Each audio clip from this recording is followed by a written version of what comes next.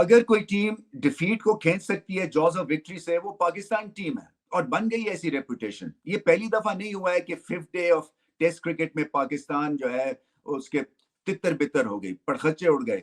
कभी batting flop show हो जाता है, कभी बॉलिंग जो है नाजुक मराइल पे खराब बॉलिंग हो जाती है। मुझे याद है ये 2018 में न्यूजीलैंड का एक टेस्ट मैच था, शारजा दुबई, ऐसी कंडीशंस थी। वहां पे 175 रन करने थे चौथे दिन में और 171 ऑल आउट हो गई पाकिस्तान की टीम और 4 रन से मैच जीत गए, जबकि पहली इनिंग्स में 90 रन की लीड भी ली हुई थी। सो अजीब और गरीब ये स्टोरी बन जाती है जैसे ही प्रेशर पड़ता है इस टीम पे। तो एक तो मुझे लगता है कि सीरियस प्रॉब्लम है। एक तरह से जो आपका एक बिलीफ सिस्टम है ना, वो कहीं ना कहीं ऑफ हो जाता है जैसे ही प्रेशर पड़ता है। बॉलर्स के ऊपर खासतौर पे जब प्रेशर पड़ता है तो खराब स्पेल करने शुरू कर देते हैं। बैट्समैन तो ऐसे ही है, टॉप ऑर्डर जो है वो टेक्निकल, उसमें इतनी कुवत ही नहीं है कि हल्की फुल्की भी साइडवेज की मौसीकी हो तो वहां पे ये फ्लॉप शो हो जाता है। सो जब आपके टॉप 3 स्ट्रगल कर रहे हैं तो मिडिल ऑर्डर जो है वो कच्चा पक्का है और आके फिर रिजवान ने स्कोर करना है, तो टेल एंडर्स आपके बहुत ज्यादा हैं और फिर उनको बैटिंग भी नहीं आती है। तो हाल यही होता है कि आप बांग्लादेश से भी हार जाते हैं।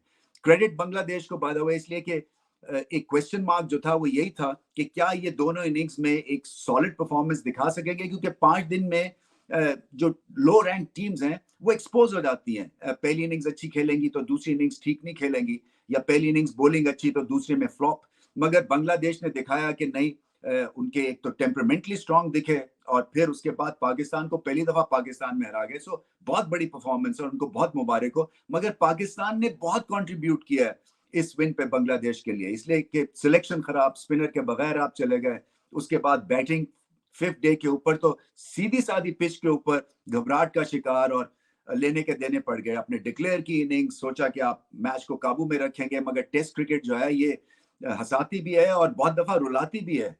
सो कहाँ पे गलती है? देखिए, पहले तो सिलेक्शन में गलती है, इसलिए कि आप स्पिनर के बगैर चले गए। दूसरे, फास्ट बॉलिंग की जो रेपुटेशन के ऊपर आप इनको खिलाए जाते हैं वो एक तरह से खत्म हो गई है वो रेपुटेशन। और ये एशिया कप से एक तरह से डिबैकल शुरू हुआ है, एक कॉन्फिडेंस क्राइसिस जो इस बॉलिंग लाइनअप में, खास तौर पे फास्ट बॉलिंग लाइनअप में आया है, वो वहां से शुरू हुआ है जो भारत के अगेंस्ट मैच था। सीमिंग कंडीशंस में धुलाई हुई हमारे फास्ट बॉलर्स की, और फिर सारी दुनिया ने ये ताड़ लिया कि इन पे अगर हमला किया जाए या थोड़ा सा जिगर दिखाया जाए तो ये जो बॉलिंग अटैक है ये उस पाए का नहीं है जितनी कि इसकी रेपुटेशन है, क्योंकि स्पीड सबकी कम हो गई है। फिर उसके बाद स्किल लेवल है नहीं है। बांग्लादेश के फास्ट बॉलर्स ज्यादा पेनिट्रेटिव दिखे, हमारे बॉलर्स जो थे वो ज्यादातर विकेट लेने के बाद जो है वो एक विकेट को एंजॉय करने के चक्कर में होते हैं, एक ड्रामा बनाने के चक्कर में होते हैं, रात दिन के परफॉर्मेंस के थ्रू वो अपनी धाक बनाए। स्पीड सबकी कम है। ऐसी पिच के ऊपर अगर आपके pass out and out fast bowler नहीं है और एक ही तरह के 125-30 के फास्ट बॉलर्स हैं, तो बांग्लादेश जैसी बैटिंग लाइनअप भी खड़ी हो जाएगी आपके खिलाफ और फिर तोड़ फोड़ है। देखें, ये कुछ 2 साल पहले ये कोशिश की गई कि प्लेयर पावर, एक तरह से किसी ने ये टर्म इजाद कर दी कि प्लेयर्स जो हैं बड़े पावरफुल हो गए और इस पावर को हमने तोड़ना है। और तोड़ना क्या है कि हमने कोई यंगस्टर्स जो हैं वो खिला देने हैं ताकि इनको रियलाइज हो कि ये ही नहीं है पाकिस्तान के लिए जो कि खेल रहे हैं, बाकी हमारे पास और भी बहुत ज्यादा पूल में प्लेयर्स हैं। वो आप एक यंग टीम को शादाब के नीचे आपने शारजा में अफगानिस्तान के खिलाफ खेलने को भेज दिया, वो सीरीज हार के आगे फिर से आपको दोबारा बैकफुट पे जाके और उन्हीं प्लेयर्स का सहारा लेने पड़ा। सो ये वहां से खराबी शुरू हुई है और फिर वही बात है कि कॉन्फिडेंस की क्राइसिस है। देखिए, कप्तान जो है वो शान मसूद है और एक तरह से लूजिंग स्प्री पे वो लग गए हुए हैं। मैं समझता था चले ऑस्ट्रेलिया में तो मुश्किल कंडीशंस होती हैं, वहां पे जीतना पाकिस्तान टीम के लिए ऐसे ही है जैसे चांद पे जाना हो गया है। मगर पाकिस्तान में आके इन कंडीशंस में आप बांग्लादेश से टेस्ट मैच हार जाएं और फिर कंडीशंस ठीक रीड ना करें, मुझे अफसोस इस चीज का है।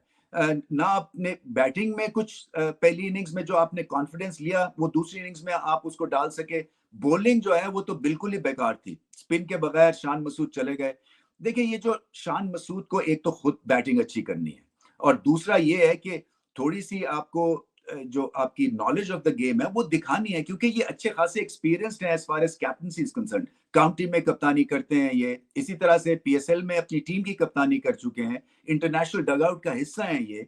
सो मैं नहीं समझ सका कि किस बेस के ऊपर इन्होंने अगस्त के महीने में ये समझा कि ये पिंडी की पिच पे घास छोड़ दो तो 2-2 गज गेंद स्विंग करेगा और उसके बाद हम मैच जीत जाएंगे, क्योंकि बांग्लादेश तो वॉक ओवर है। तो पहले तो ये अपना एक डायरेक्शन उन्होंने ठीक लेनी है। बहुत बड़ी ये फॉल्ट लाइन थी सिलेक्शन के पॉइंट ऑफ व्यू से। अपनी बैटिंग उनकी बैठी हुई है और ये ऐसे नहीं हो सकता है कि वो कोई माइक ब्रेल है या कोई ग्रेट कैप्टन है अभी इस वक्त, कि वो अगर बैटिंग में जीरो करते रहेंगे तो फिर भी उनकी जगह बनी रहेगी। हारने से बहुत बड़ा डेंट लगता है पूरी टीम को, कॉन्फिडेंस शैटर होता है। सो अपनी बैटिंग को उन्होंने ऊपर खींचना है। उनका फुटवर्क बहुत बेहतर होने वाला है। वो पहले एग्रेशन दिखाते रहे हैं अपने अर्लियर करियर में, उसके बाद बिल्कुल ही आके वो सर्वाइवल के मोड में चले जाते हैं कि किसी तरह से ये नया बॉल गुजर जाए, उसके बाद मैं जो है इनका हिसाब लूंगा। ऐसा नहीं होता है। आपको फ्रॉम द वर्ड गो सबसे ज्यादा आपका टेम्परमेंट और फुटवर्क टेस्ट होता है पहले 5 या 6 ओवर्स में। वहां पे कहीं अगर प्रॉब्लम्स हैं तो फिर आप गए। इसी तरह से बाबर आजम को गेम अपनी अप करनी है।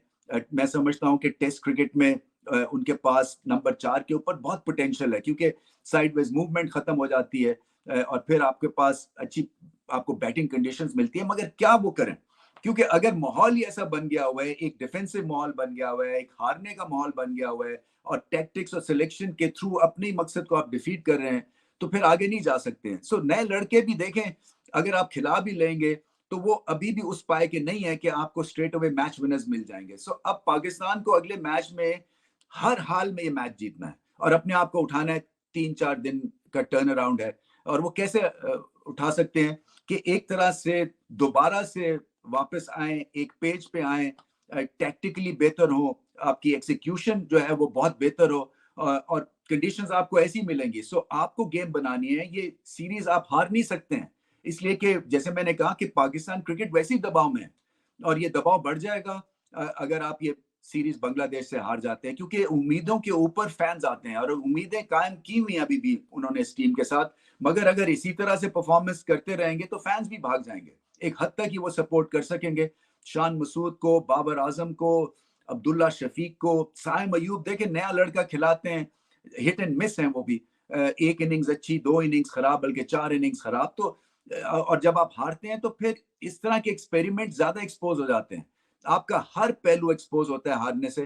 तोड़ फोड़ होती है ड्रेसिंग रूम में, तोड़ फोड़ से बचाना है थिंक टैंक को, क्योंकि हारने के बाद उंगलियां उठ जाती हैं, क्रिटिसिज्म होगा। ये सोशल मीडिया का दौर है, यहाँ पे कोई खुश नहीं होता है। चाहे आप मैच जीत लेते तो कहते बांग्लादेश से जीत लिया तो क्या मार का मार लिया, हार गए हैं तो फिर आपकी बिल्कुल ही छुट्टी हो जाती है। सो एक तरह से उस बबल में आपने रह के अब अगले टेस्ट मैच में जाना है और कोशिश यही करनी है कि इन गलतियों से सीखें आप। और ये मत सोचें कि ये जो कंडीशंस आपको बताई गई हैं, एक फॉरेन क्यूरेटर है, एक फॉरेन थिंक टैंक है आपके पास, उनको क्या पता है कंडीशंस का। इतनी जल्दी कोई असेस नहीं कर सकता है। जो आप असेस कर सकते हैं, जो लोकल आपके पास प्लेयर्स हैं और लोकल ग्राउंड स्टाफ है, वो असेस कर सकता है। सो आप उनकी ज्यादा सुने। ये अभी उनके लिए भी बेबी स्टेप्स हैं, जो कि आपका बाहर का क्यूरेटर आया है या आपके जो बाहर का कोचिंग स्टाफ है, आपको लीड लेनी है as a leader, as senior players, और इकट्ठे बैठ के और वापस आपको एग्रेशन के थ्रू देखें हमला करना है। एग्रेशन अगर आप में होता है ना, तो उसमें कई चीजें सिंप्लीफाई हो जाती हैं, नेगेटिविटी चली जाती है, क्योंकि आपका फिर एक एक जो ज़हन है वो लग जाता है कि हमने मैच जीतना है। सो मैच कैसे जीतेंगे? अगर आप टीम ठीक खिलाएंगे, अगर आप टैलेंट सही पिक करेंगे, अगर आप रोल्स डिफाइन करेंगे, अगर आप अच्छे कप्तानी के डिसीजंस लेंगे। मैं अभी भी समझता हूं कि शान मसूद जो हैं वो बहुत ज्यादा ओवर एनालाइज कर जाते हैं, कप्तानी को भी, अपनी बैटिंग को भी, मेरिट को सामने रखते हुए भी।